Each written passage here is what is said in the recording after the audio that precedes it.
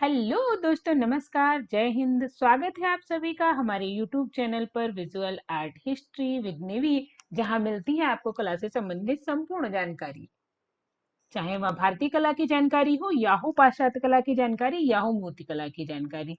तो आज की वीडियो में हम बात करने वाले हैं बॉम्बे ग्रुप के संस्थापक सदस्यों में से एक आर्टिस्ट के हैबर जी के विषय में। चित्रकार के हैबर, इनके चित्रों को, इनके तकनीकी को, इनके माध्यम को, इसी के साथ इनको मिले पुरस्कारों को और उस इनके इनसे जुड़े हुए सारे प्रश्न, के हैबर से जुड़े हुए सारे प्रश्न, उनकी सारी चीजें जो परीक्षाएं उपयोगी हैं, परीक्षाओं में पूछी जाती हैं, हम आपको बताने वाले हैं। तो बने रहिएगा हमारे साथ अंत तक।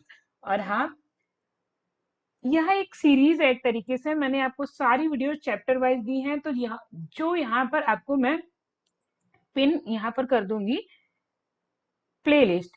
उस प्लेलिस्ट में आपको मिल जाएंगे सारी भारतीय चित्रकला के वीडियो। ठीक है, तो चलिए आगे बढ़ते हैं और हम आज की वीडियो में के हैबर जी को पढ़ते हैं।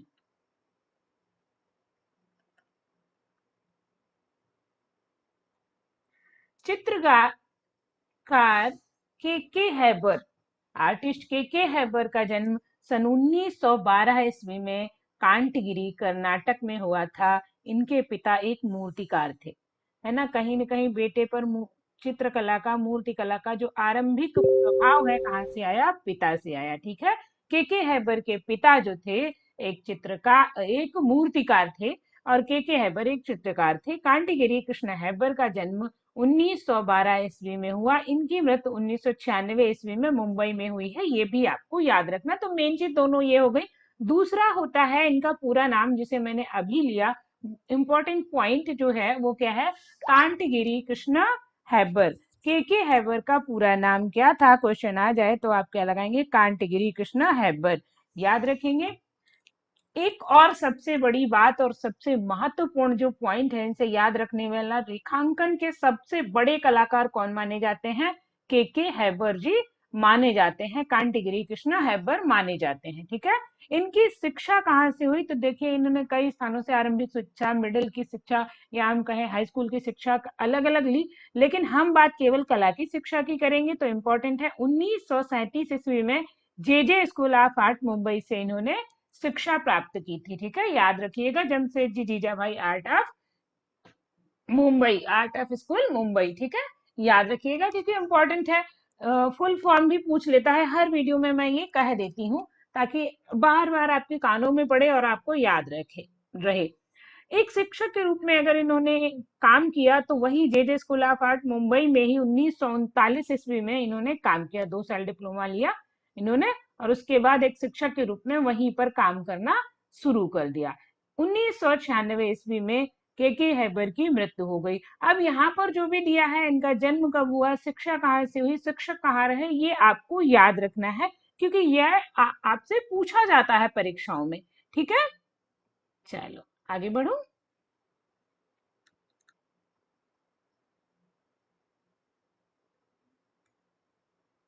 अब हम इनकी कला यात्रा देखेंगे। के हैबर ने पूर्व से पश्चिम तक के सभी प्रभावों को ग्रहण कर अपनी निजी भारतीय शैली में काम किया। देखो, के हैबर ने पूर्व से पश्चिम की सभी कलाओं को देखा, चाहे प्रभाववाद। अब उस समय जब ये इनका कला में हम कहते हैं पदार्पण हुआ, तो उस समय हमारे भारत में प्रभाववाद, यथार्थवाद, इन सभी का धीरे धीरे आगमन हो रहा था। चित्रकार उनसे प्रभावित होकर उधर काम करने की दिशा में मुड़ रहे थे, और हमारे के हैबर ने सभी को देखा, समझा, लेकिन ये किसी भी धारा में बहे नहीं। किया सबका प्रभावों को देखा, उनकी कुछ तकनीकियों को अपनाया जो अच्छी लगी, लेकिन उन्होंने विषय अपने भारतीय और दूसरा क्या, अपने भारतीय शैली में ही काम किया। ये लोक शैली से प्रभावित थे, याद रखिएगा। किससे? लोक शैली से प्रभावित कलाकार थे, लोक कला से प्रभावित थे। तो और इनको जो है हमारे ईवी हैवेल और उन्हीं के साथ आनंद कुमार स्वामी, आनंद कुमार स्वामी से जब ये मिलते हैं, उनके उनसे बातें होती हैं, उसमें इन्हें बड़ा इंटरेस्ट आता है। और उसके बाद इन्होंने जो है क्या किया था, भारतीय विषयों को चुना, भारतीय तकनीकी को चुनकर काम किया था। इनकी कृतियों में शांति, आनंद, मानवीय संवेदना और ऊर्जा का सहज प्रस्फुटन है। इनकी कला में हम जो देखते हैं, ऐसा नहीं है कि बहुत ज्यादा शोक हो, विषाद हो, शांति है, आनंद है, गांव के दृश्य हैं, चाहे धान की ओसाई हो, चाहे पनघट से आते लोग हों, चाहे ग्रामीण लोग हों, उन सबके आनंद को, सुकून को इन्होंने चित्रित किया है। तो ये भी आपको याद रखना है, ठीक है। इनके प्रिय रंगों की अगर बात करें तो लाल, नीला, गहरा भूरा, पीला और हरा पीकाक ब्लू कलर भी इनके प्रिय कलर थे। तो क्वेश्चन क्या आएगा, वह चित्रकार जिसने इन रंगों में काम किया या जिसके प्रिय रंग लाल, नीला, हरा भूरा और पीला पीकाक ब्लू है। याद रखिए, क्योंकि क्वेश्चन कैसे भी पूछा जा सकता है। अगला क्वेश्चन जो बनता है, क्या किस चित्रकार की कला में संतुलन, शुद्धता और प्रशांति दिखती है, या किस चित्रकार की कला संतुलन, शुद्धता और प्रशांति की कला है। तो के हैबर की कला जो है, इनकी कला में संतुलन है, इनकी कला में शुद्धता दिखती है। प्रशांति मतलब एक उच्च स्तर की कला दिखती है। ऐसा नहीं है कि बहुत इन्होंने न्यूड चित्र बना दिए हो या बहुत बल्गर चित्र बना दिए हो या कहीं ना कहीं बहुत ज्यादा अमूर्त जो समझ से परे हो वो चित्र बनाए हो। नहीं जी, बहुत अच्छे साफ सुथरे चित्र इन्होंने बनाए। और हाँ, बीच में थोड़ा गए ये अमूर्तन की ओर, लेकिन फिर इनको पचा नहीं, वो इनको जचा भी नहीं है और पचा भी नहीं, ये छोड़ के फिर अपने तरफ वापस आ गए। अच्छा, मैं इसके वीडियो के अंत में आपको इनके चित्र दिखा दूंगी, ताकि आपको इनसे जुड़े कोई कंफ्यूजन ना हो। चित्र देख लोगे तो तकनीकियां याद आ जाएंगी, और नेट वाले बच्चों को चित्र देखकर जो है चित्र पहचानने का वो आ जाएगा। तो ध्यान रखिएगा, ठीक है। के हैबर के चित्रण विषय यथार्थ दृश्य चित्र हैं, ग्रामीण चित्र हैं तथा सामान्य जनजीवन के चित्र और गरीबों के चित्र हैं। बहुत ज्यादा हम कहें हवेलियों के, कोठियों के चित्र नहीं है। इन्होंने खेतों के किसान, गांवों की लड़कियां, माता का बालक, ऐसे चित्र हैं। इन सबको अपना चित्रण विषय चुना, या हम कहें इनके मॉडल ये रहे हैं किसके, के हैबर के, ठीक है, याद रखिएगा। अच्छा, आज कल मैंने आपको वीडियो दी थी शुंग काल पर। तो आप परेशान मत हो, मैं ये चाहती हूँ कि सारे टॉपिक लेके चलूं, ताकि थोड़े थोड़े आपके सारे रिकवर होते रहें, या आप सब पर ध्यान दें। एक ही अगर पढ़ते रहे तो फिर उसमें क्या होगा कि हम सारी चीजें कवर करने में टाइम ले लेंगे, जिससे कि आपका रिकॉल नहीं होगा। मैं हर वीडियो की, चाहे मूर्तिकला वाली हो या पाश्चात्य कला वाली हो, मैं क्या करती हूँ कि उनको अलग अलग प्लेलिस्ट में डालती हूँ। आपको जब भी रिवीजन करना है, जब भी पढ़ना है, वो प्लेलिस्ट खोलिए। उस प्लेलिस्ट में दूसरा मूर्तिकला है तो उसमें स्थापत्य, सॉरी, उसमें आपको पाश्चात्य नहीं मिलेगा। अगर चित्रकला है तो आपको उसमें मूर्तिकला नहीं मिलेगा। आपकी सहूलियत के लिए ये वीडियो है, और बीच बीच में मैं देती हूँ, लेकिन हाँ, मैं इतना जरूर कहूंगी कि आपको एक दिन मूर्तिकला और एक दिन स्थापत्य कला की वीडियो, एक दिन माफ करना, स्थापत्य की नहीं, एक दिन पाश्चात्य कला की। मूर्तिकला स्थापत्य कला एक में ही दूंगी, और एक दिन पाश्चात्य कला की। संडे में आपको पाश्चात्य कला की वीडियो दूंगी, और मंडे मैं आपको मूर्तिकला की वीडियो दूंगी आगे से, ठीक है। और बाकी दिन मैं आपको चित्रकार कराती रहूंगी, टेंशन मत लीजिए, मैं सारे चित्रकार करा दूंगी, ठीक है। तो आप परेशान बिल्कुल मत हो। आज कुछ बच्चे कह रहे थे कि नहीं मैम, आप कभी इधर का टॉपिक उठा लेते हो, कभी उधर का टॉपिक उठा लेते हो। देखो, मैंने क्रम से सारे वीडियो दिए हैं, ठीक है। बाकी आप कहेंगे, आप लोग कमेंट में बताइएगा, तो मैं खाली चित्रकारों को ही पहले करा दूंगी। लेकिन फिर बीच में हमारा मूर्तिकला और पाश्चात्य छूट जाएगा थोड़ा सा, है ना। मूर्तिकला डीएसएसबी वालों के लिए बहुत इंपॉर्टेंट है। चलो, अब हम देख लेते हैं के हैबर के पुरस्कार। ये जरूरी था इसलिए मैंने बता दिया। अब हम के हैबर के पुरस्कार देख लेते हैं। दो पुरस्कार इनके याद ही रखने हैं आपको, कोई याद रहे ना रहे, लेकिन इनके दो पुरस्कार आपको याद ही रखने। 1961 में पद्मश्री और 1989 में पद्म भूषण, भारत सरकार द्वारा दिए जाने वाले पुरस्कार हैं। इनको कला के क्षेत्र में 1961 में पद्मश्री और 1989 में पद्म भूषण से भारत सरकार ने सम्मानित किया। इसके अलावा जो हम अन्य चित्रकारों, अन्य पुरस्कारों में देखें तो 1941 में इन्हें कोलकाता की ललित कला अकादमी का स्वर्ण पदक प्राप्त हुआ। तो वही 1947 में बॉम्बे आर्ट सोसाइटी का स्वर्ण पदक प्राप्त हुआ। 1956 में बॉम्बे राज्य कला प्रदर्शनी पुरस्कार इन्हें प्राप्त हुआ। देखिए, ऐसा नहीं है कि कोई अनइम्पोर्टेंट है, मैंने सारे आपको दे दिए हैं, याद रखना है, लेकिन दो तो आपको याद ही रखने हैं, ठीक है। 1956 से 57 और 58, 56, 57, 58, 3 साल इन्हें ललित कला अकादमी पुरस्कार से सम्मानित किया गया। 1976 में मैसूर विश्वविद्यालय से इन्हें मानद की डीलिट उपाधि मिली। तो 1976 में ही इन्हें ललित कला अकादमी फेलोशिप मिली। पूछ लिया जाए के हैबर को ललित कला अकादमी की फेलोशिप कब मिली, तो आप तुरंत बताएंगे अच्छा जी, इनको ना 1976 में ललित कला अकादमी की फेलोशिप प्राप्त हुई थी। तो वही 1983 ईस्वी में सोवियत लैंड नेहरू पुरस्कार भी इन्हें प्राप्त हुआ। 1990 में महाराष्ट्र शासन गौरव पुरस्कार इन्हें प्राप्त हुआ। ये सोवियत लैंड जो है, इन्होंने भारतीय चित्रकला में इनके जो भारत सरकार द्वारा एक इन्हें कमीशन वर्क मिला था, उस पे काम किया था, उस पर इन्हें ये पुरस्कार प्राप्त हुआ था। तो आपको याद रखना है, ठीक है। 1990 में इन्हें भारत गौरव पुरस्कार प्राप्त हुआ। 89 और 90, 89 में पद्म भूषण और 90 में भारत गौरव। याद रहेगा, कोई दिक्कत नहीं। चलो आगे बढ़ते हैं।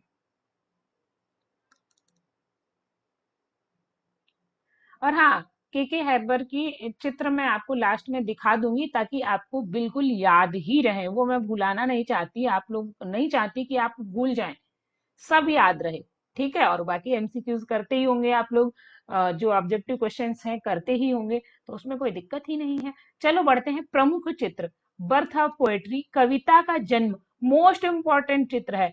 बर्थ ऑफ पोएट्री और बर्थ ऑफ बंगाल, पिछली बार टीजीटी में बर्थ ऑफ बंगाल पूछा गया था, और मैं सही बताऊं, मैंने नहीं पढ़ा था बर्थ ऑफ बंगाल, लेकिन मुझे ये याद था कि बर्थ ऑफ पोएट्री, कविता का जन्म जो है के हैबर का है। तो मैंने कहा हो सकता है कि इन्होंने भी बर्था बंगाल, इन्होंने ही बर्था बंगाल भी बनाया हो, और मैंने वही लगाया था।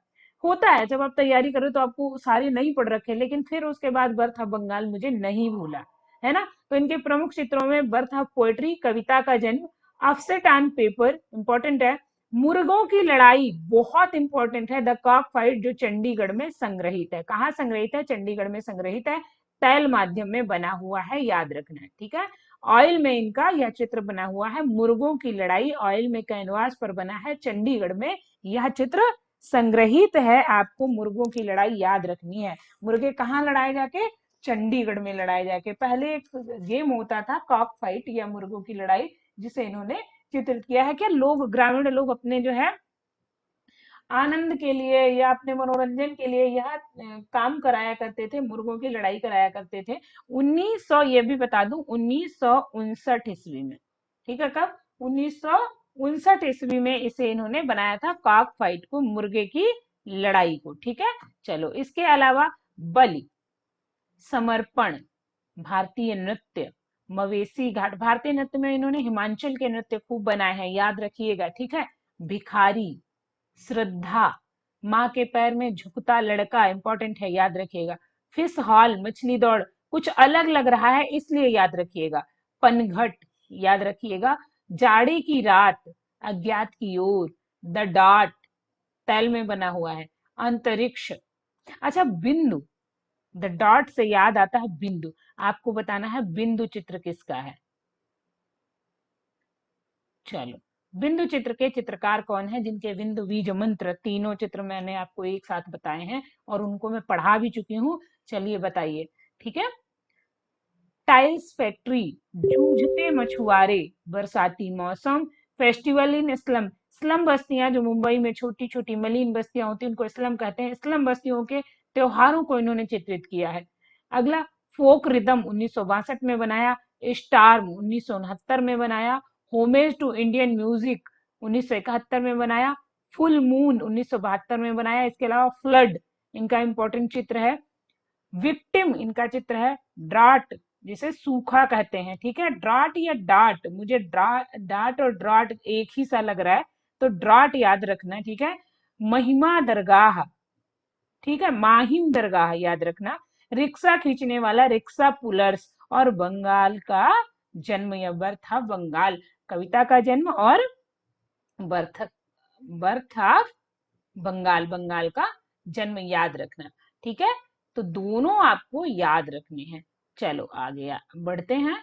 इनके चित्रों को आप स्क्रीनशॉट ले लीजिए, या आप याद कर लीजिए। मैं देखती हूँ आपको पीडीएफ जो नहीं मिली है, वो क्रम से सारी पीडीएफ दे दूंगी, चिंता मत करिए। आगे बढ़ते हैं, इनसे जुड़े हुए कुछ स्मरणीय तथ्य देख लेते हैं। के हैबर के चित्रों में रंगों की कोमल संगति, रेखाओं की अनूठी कलात्मक लय जीवंत हुई है, तथा के हैबर ललित कला अकादमी के अध्यक्ष भी रहे हैं। ये भी याद रखना इंपॉर्टेंट है। वह कौन सा चित्रकार है जो ललित कला अकादमी का अध्यक्ष रहा है, जिसके चित्रों में कोमल रंग, संगति, रेखाओं की अनूठी कलात्मक लय जीवंत हुई है। तो याद रखना कौन है, के हैबर है। वह कौन सा चित्रकार है जो मुंबई के प्राचार्य चार्ल्स बेरार्ड का से प्रभावित हुआ था या उनका अनुकरण कर रहा था? तो इनका अनुकरण ये बहुत प्रभावित हुए थे Haber school of art Mumbai के प्राचार्य चार्ल्स बेरार्ड से। ठीक है। इनकी कला के प्रेरणा स्रोत जो रहे हैं मजदूर, किसान, मछुआरे, फल बेचने वाले रहे हैं। इन्होंने एक चित्र मैंने देखा एक पुस्तक में, बनाना सेलर। तो मैंने इसलिए इसको ज्यादा उसमें नहीं किया, याद रखना बनाना फ्रूट सेलर, बनाना सेलर केले बेचने वाला, लेकिन बनाना सेलर अमृता शेरगिल का सबसे फेमस चित्र हम मान सकते हैं, या बहुत फेमस चित्रों में से है, इसलिए मैंने कंफ्यूज नहीं किया। लेकिन याद रखना के हैबर ने भी बनाया है। ठीक है। अगर वो नहीं हो ऑप्शन में तो आप इन्हें लगा सकते हैं बनाना सेलर के लिए। लेकिन इनकी जो शैली है वो लोक शैली है, और अमृता शेरगिल की शैली इनसे थोड़ी सी अलग है। तो यहाँ से आप अगर चित्र भी दिया जाए तो अलग कर लोगे, फिलहाल दिया नहीं जाएगा। इनके नाम पर, किसके, के हैबर के नाम पर के हैबर फाउंडेशन की स्थापना की गई है, जो हर साल छात्रों को छात्रवृत्ति प्रदान करती है, और इसी के साथ उन चित्रकारों को भी पुरस्कृत करती है जो अच्छा कार्य कर रहे हैं या उत्कृष्ट कार्य कर रहे हैं। तो याद रखना किसके नाम पर भाई, के हैबर के नाम पर। के हैबर की स्मृति में 3 दिवसीय जन्म, इनका जन्म शताब्दी समारोह था। तो 3 दिवसीय जन्म इनके जन्म स्थान का कहा, कंटिगिरी में आयोजित हुआ। क्या 3 दिवसीय एक समारोह आयोजित हुआ। ठीक है। जन्म शताब्दी समारोह इनके जन्म स्थान कंटिगिरी में आयोजित हुआ। कब हुआ, 2011 ईस्वी में। किसकी बात कर रही हूं मैं, के हैबर की, कांटिगिरी कृष्ण हैबर की। ठीक है।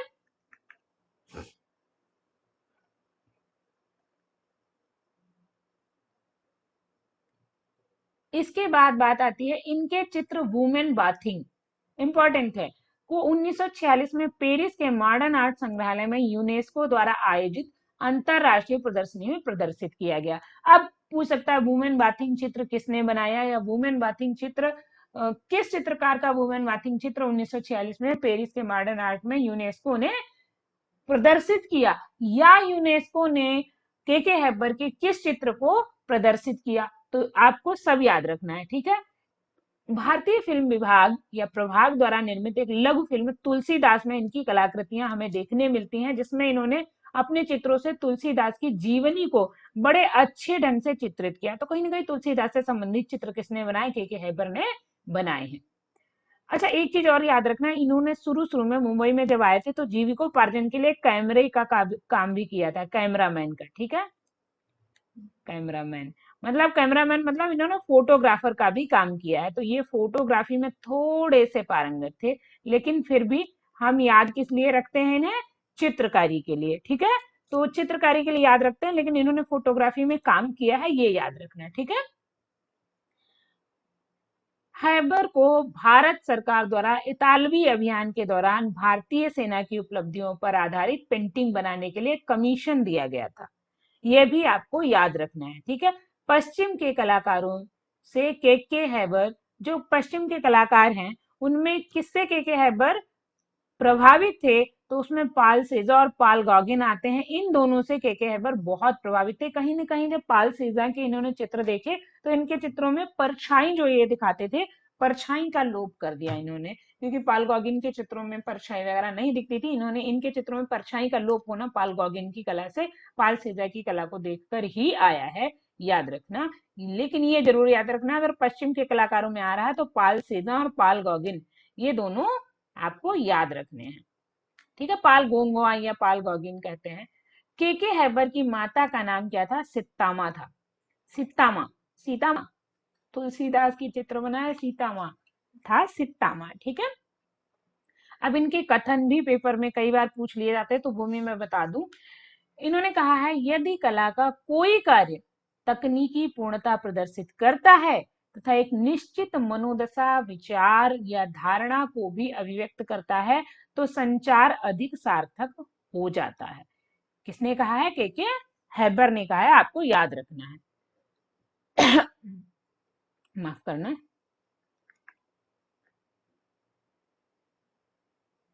इसी के साथ हैबर गैलरी और आर्ट सेंटर HGSC, याद रखना HGSC क्या है, हैबर गैलरी और आर्ट सेंटर की स्थापना 2016 में की गई है। ये भी आपको याद रखना है। इनकी दो बेटियां हैं, जो अभी लास्ट में मैंने बताया 2011 में जो इनकी स्मृति में प्रदर्शनी लगी थी, उसमें इनकी बेटियों ने ही शिरकत की थी, इनकी बेटियों ने इनकी पेंटिंग्स प्रस्तुत की थी।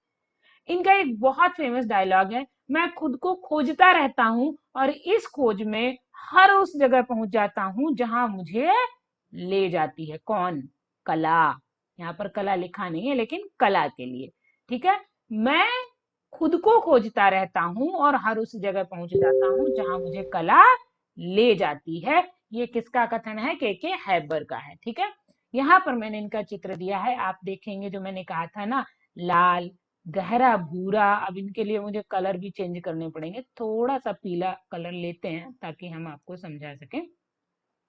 गहरा भूरा है ना, लाल, नीला, ये सारे रंग इनके प्रिय रंग हैं। और आप कला में देखो, हमारी कहीं ना कहीं प्राचीन कला से प्रभावित है। आप जब देखो थोड़ा थोड़ा हमें इसमें अजंता वाला पुट दिखाई देता है। इन्होंने अजंता की गुफाओं का, एलोरा की गुफाओं का भी थोड़ा बहुत भ्रमण किया है और विचरण करके वहां का अध्ययन भी किया। फिर इसके आगे देख लेते हैं, चित्र देख लेते हैं इनके और, ताकि आपको समझ में आ जाए। ये चित्र आप देखेंगे धान पीटते हुए, गांव के बिल्कुल नेचुरल चित्रों का हम देखें, बहुत साधारण से चित्रांकन का प्रयोग किया है। एक स्त्री एक पलंग सा पड़ा हुआ है जिस पर धानों को पीट रही है, दो उठाए हुए हैं जो कि पीटने की मुद्रा में है, जीवंत मुद्रा। और गांव के बुजुर्ग काम नहीं करते, मतलब कामचोर नहीं, कहने का मतलब वहां के युवा लोग बुजुर्गों का इतना सम्मान करते हैं कि बुजुर्ग केवल वहां के देखते हैं और उनको निर्देशित करते। तो यहाँ पर एक गांव के बुजुर्ग को दिखाया गया है जो कि खड़ा हुआ देख रहा है, महिलाएं काम कर रही हैं, पुरुष इधर कुछ लोग व्यस्त हैं धान की ये पुआल की ढेरी लगाने में। पुआल कहते हैं, कहीं कहीं पैरा कहते हैं, कहीं कहीं पुआल कहते हैं, जो भी समझ लो। धान के शेष अवशेष को, नीचे धान पड़े हुए हैं उनको काफी जीवंत दिखाना, यहाँ इन मुर्गों को दिखाना अपने बच्चों के साथ, पूरे तरीके से एक ग्रामीण परिप्रेक्ष्य को बहुत अच्छे तरीके से अंकित करने का काम जो किया है वो किसने किया है, के हैबर ने किया है, ठीक है। ये यहाँ नारंगी साड़ियां पहने हुए हैं, या कुछ व्यक्ति यहाँ से धान लेके जा रहे हैं, जीवंतता। और ये कहते हैं ना, विषय से जुड़ा हुआ, विषय से पूरी चीज जुड़ी हुई होनी चाहिए, कि कहीं नहीं भी बनाते पीछे क्या है, नहीं पीटते बना देते, कौन ध्यान देता। लेकिन नहीं, जो यहाँ इवन छोटी छोटी चीजों पर ध्यान देने का काम, रेखांकन भी इनका जो खाली रेखांकन है वो भी बहुत जबरदस्त है। तो ये इन्होंने चित्रण किया है, किसने, के हैबर ने। आप देख सकते हैं। अब पड़ोस में यहाँ देख लो आप, कितना जीवन चित्रण है। हिमाचल के एक नृत्य को लोग देख रहे हैं, कुछ स्त्रियां यहाँ से बैठकर वहां के नृत्य को देख रही हैं, दूर से बैठकर, कुछ यहाँ पड़ोस में भीड़ लगा के देख रही हैं हिमाचल के लोक नृत्य का चित्रण। पीछे बैकग्राउंड का बिल्कुल सपाट, लेकिन ये सीढ़ियों का उतना सुंदर चित्रण, फिर सब्जेक्ट से रिलेटेड होकर यहाँ आकर भी चित्रण करना, ये के हैबर की विशेषता रही है। चलो आगे बढ़ते हैं।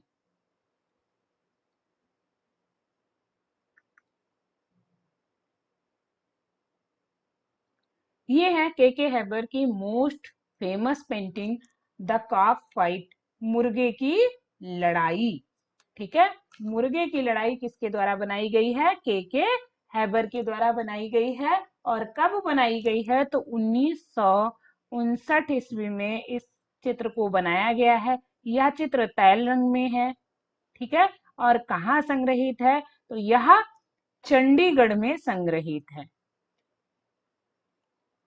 चंडीगढ़ में, ठीक है। तो इस चित्र के बारे में याद रखिए, के हैबर ने बनाया। अच्छा, इसमें भी देखिए, हमको नॉर्मल केवल दो मुर्गे हाईलाइटेड दिख रहे हैं, लेकिन बैकग्राउंड में कुछ आकृतियां बनाई गई हैं, जिनकी आंखें देखो, किसी की आंखें बड़ी बड़ी फटी हुई हैं, कोई हंस रहा है, कोई आश्चर्य से देख रहा है, कोई इधर, यहाँ देखिए एक फेस बड़े गौर से देखता हुआ बनाएगा। पीछे ये वो व्यक्ति है जो इन मुर्गों का सरदार जैसा लग रहा है, इसके हाथ फैले हुए हैं, इनको बराबर करने के लिए, जब लड़ रहे हैं तो हटने के लिए। यहाँ एक, ये एक मुर्गा जो है घायल हो गया।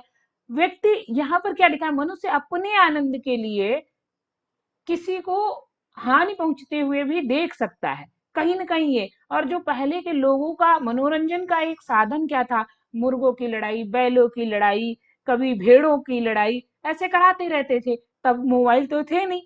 अब हम मोबाइल ले लेते हैं और उसमें नॉर्मली लड़ाई देखते हैं। अब तो क्या ही कहा जाए, इतना जमाना आगे बढ़ गया है कि लोग मस्त अपने घर की लड़ाई डालते भी हैं दिखाने के लिए, और लोग उसमें इंटरेस्ट लेते हैं। तो अब मुर्गे लड़ाने की जरूरत ही नहीं पड़ती। नहीं तो पहले मुर्गे लड़ाते थे, काम नहीं होता था। तो अब लड़ाई देखने मोहल्ले में भी नहीं जाते, जानते हैं अगले दिन वीडियो मिल ही जानी है हमको, तो हम क्यों देखने जाएं। वही वाला सीन है। लेकिन यहाँ भाई मुर्गों की लड़ाई हमारे के हैबर ने बनाई, आपको याद रहेगी, आशा यही है। तो चलिए, आप मत करिएगा कोई लड़ाई। हम मिलेंगे आपको अगली वीडियो में। वीडियो आपको कैसी लगी जरूर बताइएगा, और नए हैं ना तो सब्सक्राइब कर लीजिए ताकि आपको ऐसी ही और वीडियोस मिलती रहें। मिलेंगे अगली वीडियो में अगले चित्रकार के साथ। और हाँ, इसी के साथ मैं आपको बता दूं, मैं आपको ग्राफिक चित्रकारों के क्वेश्चन 2-3 दिन में लाइव आके कराऊंगी। अभी 2-3 दिन में बहुत व्यस्त हूँ, तो वीडियो शायद आपको कल की वीडियो भी ना मिल पाए, उसके लिए सॉरी। अगर मैं कोशिश करूंगी कि हो सकेगा तो मैं बना दूंगी, लेकिन केवल 1 दिन की गैप होगी, फिर आपको मिलेगी। इसके बाद मैं आपको श्यावक्स चावड़ा और शंकर बलवंत पलसीकर की वीडियो उपलब्ध कराने वाली हूँ। तो कहीं जाइएगा नहीं, वीडियो को लाइक कर दीजिएगा, कमेंट करके जरूर बताना वीडियो कैसी लगी। तब तक के लिए इतना ही। Thank you, thanks for watching.